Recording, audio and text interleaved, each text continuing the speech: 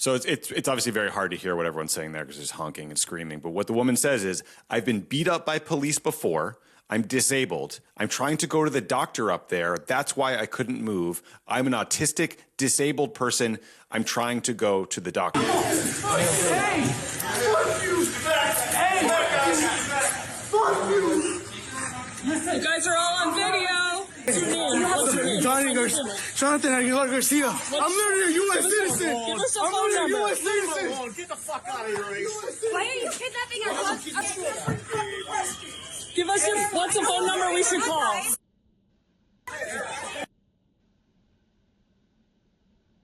That's my mom. That's your mom? We'll call you. And your first name's Christian, right? Christian Miranda Romano. This guy right here, they let him out of the vehicle, they tortured him. This guy right here, yeah. Tortured. You okay, man? No, I'm not okay. Bro, Shit's crazy. My man's bleeding. Bleeding. They slammed me on the ground. We gotta be able to call somebody. As chemical gas, flashbangs, and fireworks were exchanged. We were leaving South Minneapolis from our son's basketball game at Anderson Middle School. As the night unfolded, we started to see, lights and stuff. One North Minneapolis family trying to make their way home. Like, even trying to leave, I couldn't go backwards, forward. It was like I was just stuck. Destiny and Sean Jackson, along with their 6 kids, had just left the nearby grocery store after the game when they turned onto Lyndale. Sean says they tried to take a side street after they saw the crowds. There's nothing we can do if it's blocked off. Sean and Destiny say they were stuck between crowds of protesters and law enforcement. When law enforcement tried to disperse the crowd, all we heard was boom, and every airbag deployed. They say a flashbang went off near their car as tear gas enveloped them. And I was screaming to my oldest son, Sean, I'm like, get out, get out. Like, I can't, Mom, and I can't breathe. Destiny says bystanders pulled her into a home to check on her as she screamed that her 6-month-old child was still in the car. He was just like lifeless, like he had like foam like around his mouth, and he had tears coming out his eyes. I was giving him mouth to mouth, and I remember stopping and I said, I will give you all my breath till you get yours back, because nobody wants to see their kids like that. The family was taken to the hospital, all now okay. Like, my kids' stuff is still in the car. My son's school stuff. A family on their way home, caught in chaos. And the family says physically they are okay, but the mental side of things has been challenging for them. And financially, they say it will be tough to replace their vehicle. We have ways to help them right now over on KARE11.com. Julie. Oh, your heart goes. They came up to me like trying to grab me out of the car, but I got out first. I was like, what do you want? What is your problem? You hit me. And then he's like, well, you got papers? Show me some of these. I'm like, no, I'm not going to show you anything. I'm a citizen. Why do you think they ran into your vehicle and tried to pull you out of the car? Because I look Latino, that's it. I don't look white or got blue eyes. I'm sorry to say that, guys. But, they saw this mustache and they saw me, with a hat. Oh, this guy looks like a target. Let's pull him over. And did they do anything before they ran into you? Did they say stop? No, did they say? Well, they turned the light on, and then that's when I took a left. And I was going to pull over, but then before I pulled over, they just hit me. Thankfully, we are citizens and we were safe and no one was detained or shot or anything. I was terrified, shaking, crying. What did you think was going to happen to this guy? I didn't know. I didn't know, honestly. I just wanted him to come home safely to our kids. We have 4 kids, and that was they're always on my mind, and I want them to have a dad and a mom. People are terrified. People are scared. People want to leave their country.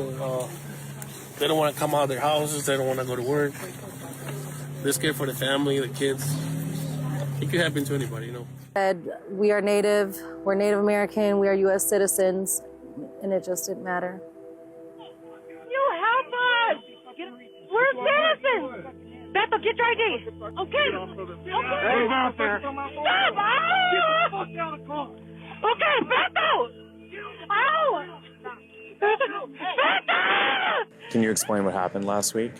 Yeah, this is literally just the day before when Renee Good got shot. I was just freaked out. Like, they don't want to stop nowhere where nobody would see, It felt like I was getting kidnapped. Like, they literally rushed me out of my aunt's car, and handcuffed me, threw me in their car, and tried to keep me down, put my hoodie up. And they don't even care if you got your identification. They'll take you. Like, they're just evil people. I didn't think I had nothing to worry about because I was a U.S. citizen. You know, I'm half Mexican, half Native, you know. That didn't matter, though, to them. How does it feel to be stopped by federal immigration agents as a Native American? We thought we were safe. You are from here. We are Native. We are the original. Don't be scared. They can't do anything. Can't touch us. We are untouchable. Seeing what had happened to us and to my nephew, we are a nobody to these agents. About a month prior, I was driving over here and I was coming up to a stop and I didn't know it was ICE agents, and they started yelling, and I rolled my window a little and I said, "What?" And he said, "Coming for you." And I said, "I'm Native American." And he says, "Yeah, you're next." Any immigrant, I can imagine the fear that they are living currently. Yes, you are required to. Where are you safe? Look, sir, you're going to do this the easy way, or are we going to take you in? You cannot take me in. Yes, I'm I can. in private. Yes, I can. Do you have documentation? I do have my documentation. Can you present it to me, Why please? Are you asking me for my paperwork? Because of your accent. You have an accent too. Where were you born, sir? Where were you born at? Put your hands behind your back.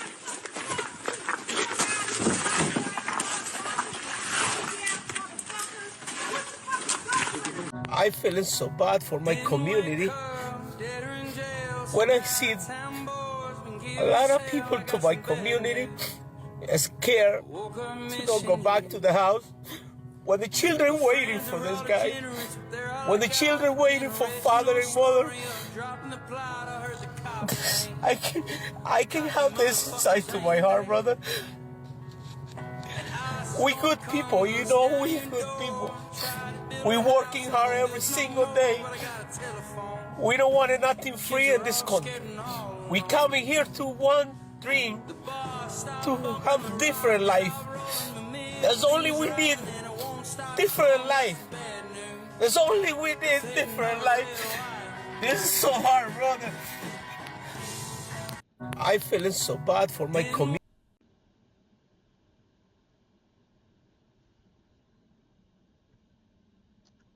Will you be blind in that eye for life? From what I've heard the doctors say and everyone else, yes, I will be blind for life. They said my globe was ruptured. I had my lower lid was cut up, and they had to take skin from my temple to fix it.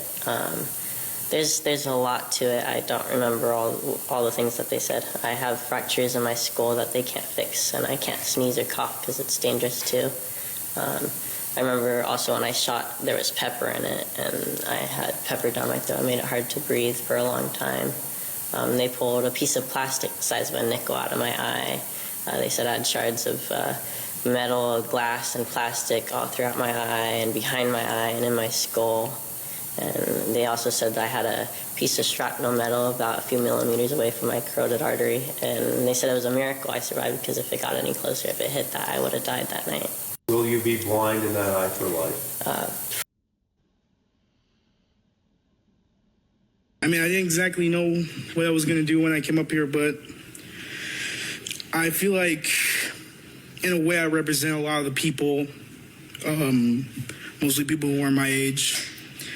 I feel as if, I feel like it's a concern for people like me who have some kind of fear going outside, or it just hurts to, talk to a lot of my friends, and they talk about how they're scared. And I feel like that's what they want, they want, I don't know, I'm nervous and shaky, but they want that. A couple days ago, I believe my neighbor got taken away from her house. And yesterday, I heard that my grandpa and grandma were being, pressed. I don't know. And I felt really helpless in that moment, because I didn't exactly have a way to get any information on what was going to happen. I feel like a lot of people go through that. They don't know, like, what's next. And for people to live in such a, just like such a place of not knowing anything is, I feel like as if it's just something that no one deserves to go through.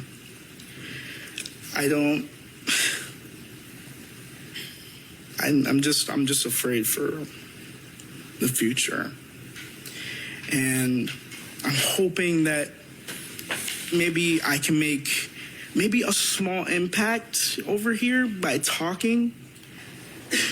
You're gonna have problems. More than welcome to come pick her up. No, look, that's where I am. Come here so I can see those IDs. Hey, I can give it to your daughter. You can do it right here. No, I can give it to the daughter. You guys, you scare people. That's what you do. See how you have the kids over there? That's what you doing with this country. Huh? You put it upside down. Please, sir. She have autism spectrum. Please. Yes. We can see your ID.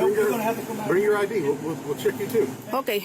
I'm gonna give you my ID back. Give me my daughter back. No, you're gonna have to physically come out here.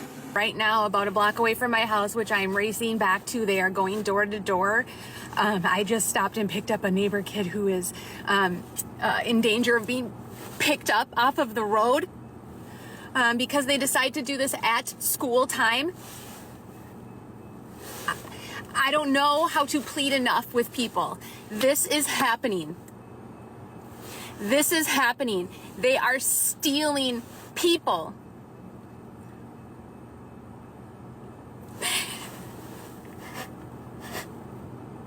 Okay, and I just get a notification that my kid's school is going into lockdown.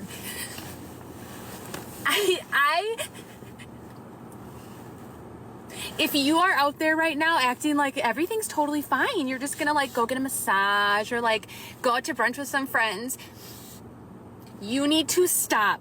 You need to open your eyes because the reality of what is happening is atrocious. And don't give me some bullshit like, well, if you follow the law. Look at the Fourth Amendment. This is Patty O'Keefe on Sunday, this past Sunday, January 11th. Myself and my good friend Brandon Seguenza were violently arrested and detained by ICE. During that encounter, we had an ICE agent spray pepper spray into our windshield vent. They then broke our windows, dragged us out of our vehicles, handcuffed us, and put us in separate cars. On the way over to the Whipple Detention Center, I was taunted, mocked. Also, on that same ride, one of the agents said that you guys got to stop obstructing us. That's why that lesbian bitch is dead. Speaking about Renee Good. I think it's important, though, that people know that this is what agents are saying. When we got to the detention center, we saw probably about 100 people in holding cells. We heard screaming, crying, just visceral agony from many of the people who were there. You know, someone saying, let me go, let me go, let me go, please let me go, begging. We heard a child crying. My friend Brandon was brought into another room for questioning where he was offered money or legal protection for any undocumented family members that he might have in exchange for names of other undocumented people or names of protest organizers, a bribe, essentially. And another person in his cell, a Hispanic man, was offered that same deal. They both said no.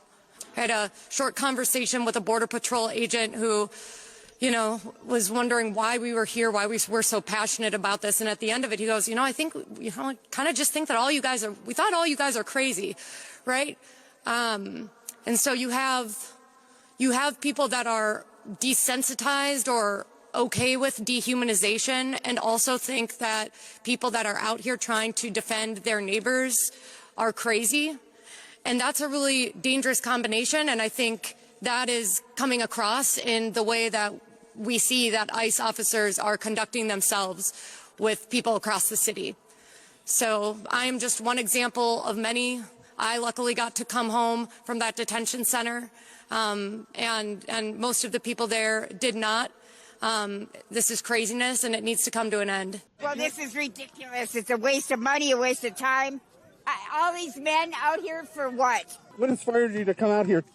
Well, I just couldn't sit home. I've been in marches and stuff, and I had to do something. It's so, what can you do other than wait till we vote again? But this is just crazy. I don't believe it. They have all these men for what? A few people that are against people doing wrong things, that's all. No, this is too bad.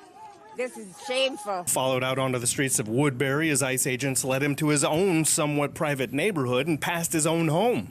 Must have run my plate because they drove into my neighborhood and into my cul-de-sac where I live.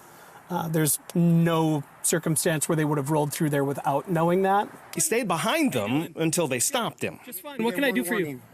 One warning for what? You will not be following us anymore, or you will be arrested. I can follow you wherever I want. You will be arrested. A little while later, they followed through on that threat.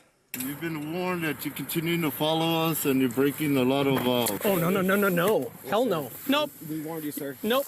One of those ICE agents went into the back seat, gave me a chokehold around the driver's headrest, unbuckled my seatbelt from behind me in my car, and those 5 agents pulled me to the street, put me in cuffs, and put me in an unmarked van. And ICE agents technically never arrested Eklund. They did cause several injuries, including a black eye and other marks on his face, and they held him at a detention facility. Following the shooting of Renee Good, ICE's violent tactics have come under increasing scrutiny. A new investigation by ProPublica documents more than 40 cases of immigration agents using banned chokeholds and other moves that can cut off breathing. In one case, ICE agents violently arrested an ICU nurse in California named Amanda Treback while she was documenting ICE operations in the Los Angeles area. In a convoy, they jumped out of the vehicle. As you could see, they pinned me to the ground and they handcuffed me. They took me into an unmarked vehicle. They did not read me my rights. They didn't tell me where I was going. They shut the vehicle. They drove me to the other side of the non-civilian side of Terminal Island, and basically they kidnapped me. We're joined now by ProPublica reporter Nicole Foy. It's what hurts me a lot because I know this world is just... I immediately started breaking down into tears, and first thing I did was call my mom to let her know what just happened. And she asked me, she was like, what's going on? Because she could hear me breaking down. And I'm having a panic attack as well, like, as I'm telling her this. I was like, Mom, there's no way. I was like, I can't even sit on the side of the road without having ICE come mess with me just because of my skin color. Who are we as a people to be bashing down on each other when the scripture literally says to love each other?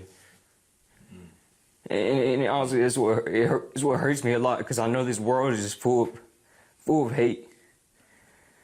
When it really shouldn't be like that.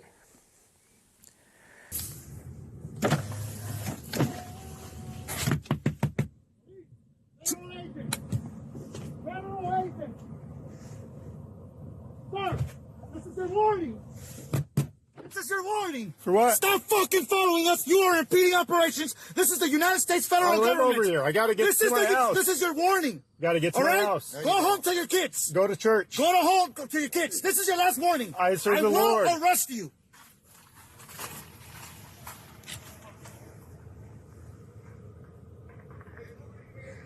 Go to church. Let people. Let the people. I guarantee you're not going to like the outcome. Go home to your children. It's Sunday. Yeah, go exactly. Let people go to church. You did not learn from what just happened? Go home to Learn your what? kids.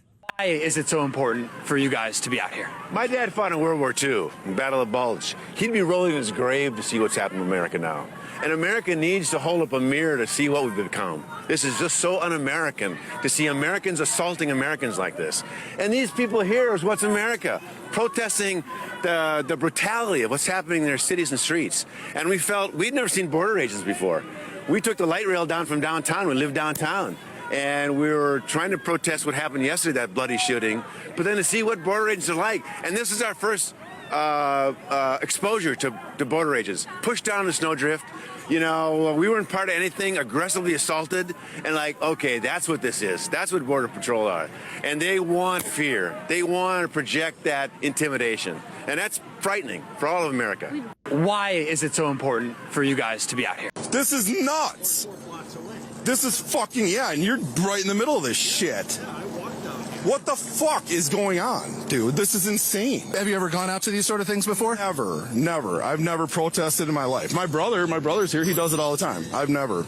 Yeah. Like I said, I'm far enough away, but close enough, and I sit in my cushy house and look at shit and get mad, and they're just trying to fucking scare people, and, you know, but why shoot people? You know what really pisses me off is the fact that they detain people, cuff them, and then still beat the shit out of them. They tell you it's immigrants, only immigrants. It's fucking anybody. I have friends that got detained, and all they were doing was fucking driving home from work. What the fuck? Sounds like you don't fit the definition of the... No, and I'm not fucking paid to be here like everybody fucking says. What the fuck is that? I gotta work in the goddamn morning, just like everybody else. I'm just here trying to stand up for community, dude. We're all human beings here. I don't give a shit who you are, where you came from, what color you are. It doesn't fucking matter. This is wrong. That guy in 2028.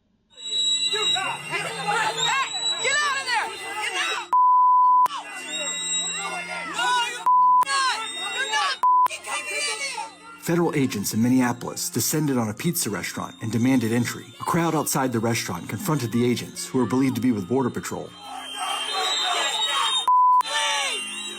This surveillance video shows the moment agents arrived on the scene. As one agent rushes to the front door, another appears to step in to stop the first officer from entering. The officers returned to their vehicle and deployed a gas canister before driving away. The restaurant owners say the agents did not have a warrant when they demanded entry. They don't know why the restaurant was targeted, but just a few days prior, they announced a fundraiser to help people affected by the ongoing federal operations in the area. We probably put a target on ourselves with that by helping people, which is sickening. The restaurant has raised more than $100,000 so far.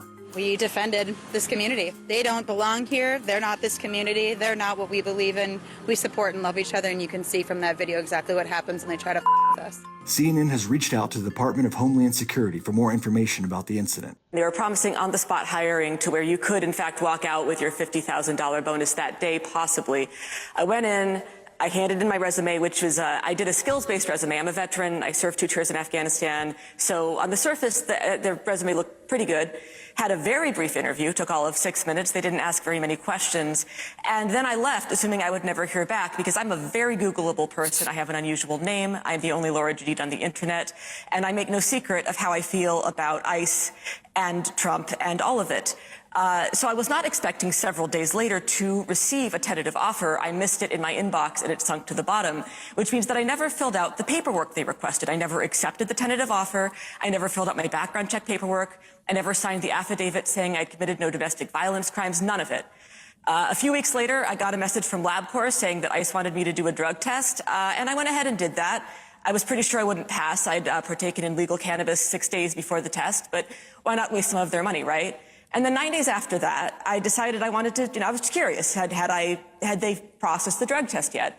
So I logged onto the ICE hiring portal, and what I found was that not only did the drug test not seem to be relevant, I was listed as having joined ICE as of 3 days earlier. I had listed that I had accepted the offer. They had offered me a final position as a deportation officer.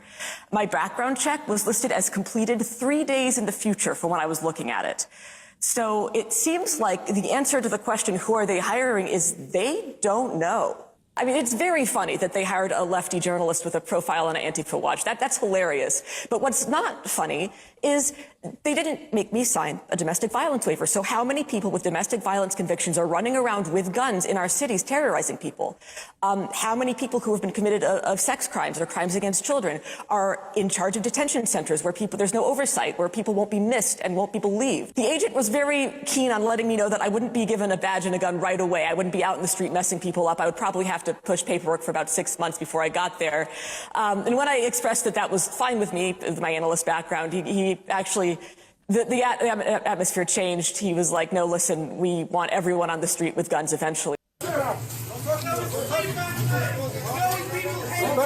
What's happening in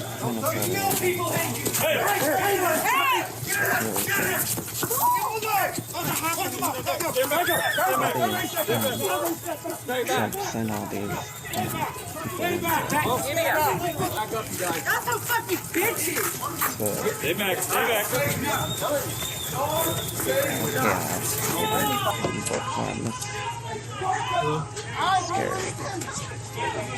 Sorry?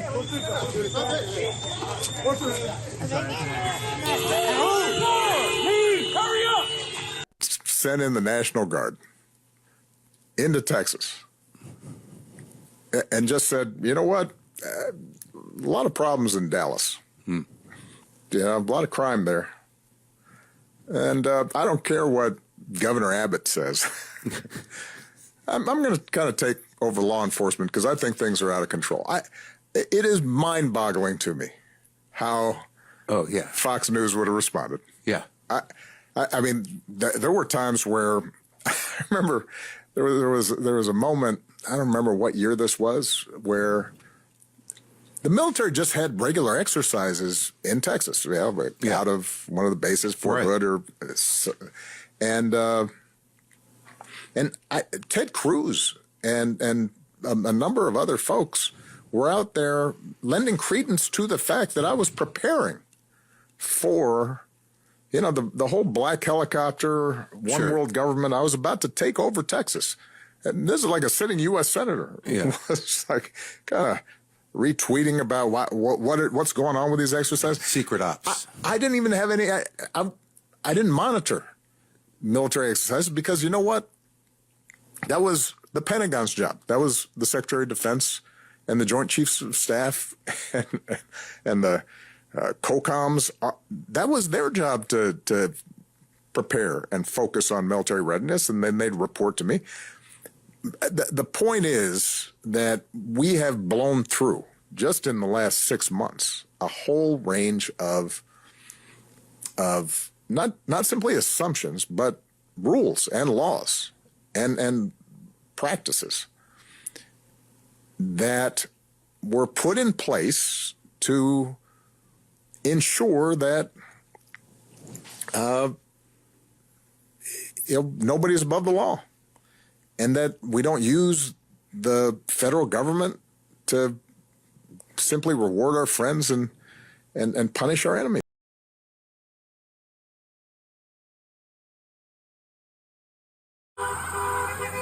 This is a cell phone video filmed by the ICE agent who shot and killed Renee Good in Minneapolis. The White House press secretary said this footage reaffirmed President Trump's previous claim, based on other videos, that Miss Good, quote, didn't try to run him over, she ran him over. Get out of the car. Watched in isolation, the cell phone video might look like that's the case. But when analyzed alongside other angles of the shooting, synchronized by the times, a much more complicated picture is revealed. More footage will likely emerge, but the currently available visual evidence still shows no indication Agent Jonathan Ross got run over. The footage does provide some visibility into the positioning between the agent and Miss Good's SUV and the key moments of escalation. And it establishes, frame by frame, how Agent Ross put himself in a dangerous position near her vehicle in the first place. About 3 minutes before the shooting, footage shows Miss Good and her wife park their maroon SUV in the middle of the street and begin honking and heckling. Administration officials say they were impeding and blocking immigration agents. Footage shows 11 vehicles maneuver around the SUV, including this Chevy Tahoe driven by Agent Ross. When he exits, he's already filming Miss Good's SUV, not with a body camera typical of most law enforcement, but using a cell phone in his hand. It's not clear why. The agent's footage shows his interactions with Miss Good. That's fine, dude. I'm not mad at you. And her wife. That's okay. We don't change our plates every morning. There's verbal jabbing. It'll be the same plate when you come talk to us later. That's fine. U.S. citizen, former fucking veteran. You want to come at us? We see the agent switching the phone from his right hand to his left as he heads toward the front seat of his Tahoe. I say go get yourself some lunch, big boy. During this time, on the other side of the SUV, 2 new agents arrive in a pickup. We see Miss Good motions them to go around her. Go ahead. Out of the car. Get out of the fucking car. Over the next 6 seconds, Out of the car. we see one agent reaching into the SUV, Miss Good starting to drive, then Agent Ross firing 3 shots. Now let's go back and analyze some of the key contested moments of the agent's cell phone video, alongside other footage to break down what happens during these critical 6 seconds. Here, the agent's cell phone footage shows he's moving directly in front of the SUV, as it's reversing and rotating towards him, initiating a 3-point turn apparently to leave. Law enforcement officers are trained to avoid doing this because it puts them in danger and often leads to the use of force against drivers. The cell phone is focused squarely on Miss Good. She looks down, shifts into drive, and begins turning to the right, away from the agent. Cut to this high angle and zoom in. We can make out the agent's body and his arm filming. We can also see, at the same time, he's beginning to lift his other arm. On these cameras, we can see what's happening around Agent Ross. The other agent is yelling orders and reaching into Miss Good's SUV. Her front tire spins as she continues turning right. Agent Ross is at least a few feet away from Miss Good's SUV. He does not appear to move out of the way. As the SUV rolls forward, the agent unholsters his firearm.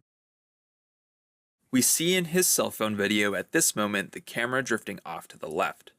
The agent is no longer focused on filming.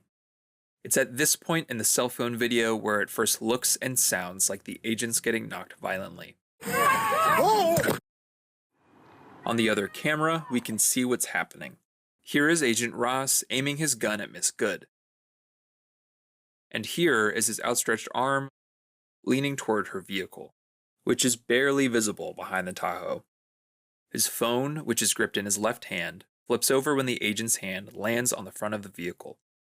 There's an audible thud when it hits. The camera rotates up towards the sky. Again, while it appears the agent's getting knocked over, we can see that's not the case from the other angle, which shows he's standing with his hand near the headlight, his torso and legs away from the vehicle. In the cell phone footage, the agent's face flashes on screen, then it goes black. The other angle shows us why. We can see the agent's foot sliding, his hand bracing against the SUV, and his arm getting pressed into his chest. It is impossible to determine if this is happening because of the SUV's movement or the icy asphalt, or more likely, both. And what's very unclear because of the limited quality and availability of footage is whether the agent's upper body gets swiped by the vehicle as his left foot slides back. This moment is when Agent Ross fires. We see the other agent pull back from the SUV. Both of them stumble, apparently slipping on the ice. This is also the moment many have said looks like Agent Ross getting run over. And it does when watched at full speed. But looking more closely, we can see in multiple angles that there's a visible gap between the vehicle and his legs, indicating his feet are positioned outside the SUV's path. The agent's left hand is still against the vehicle and gripping his phone. We see as he fires, it's recording the clouds and the trees overhead. It's not because the agent is knocked to the ground. The other angle shows he's still standing, continuing to maintain his grip on his phone and his gun, and we see a clear and growing gap between his body and the SUV as he fires a second shot and a third. None of the bullets have the effect of stopping the SUV. But they kill Renee Good. According to our analysis of audio from Agent Ross's cell phone video, this is his reaction. Fucking bitch. What the fuck? What the fuck did you do? According to a White House spokesperson, Agent Ross, quote, suffered internal bleeding after he was struck by the car. Shame! Shame! Shame! Later that evening, Homeland Security Secretary Kristi Noem said that he had been treated at a local hospital and released.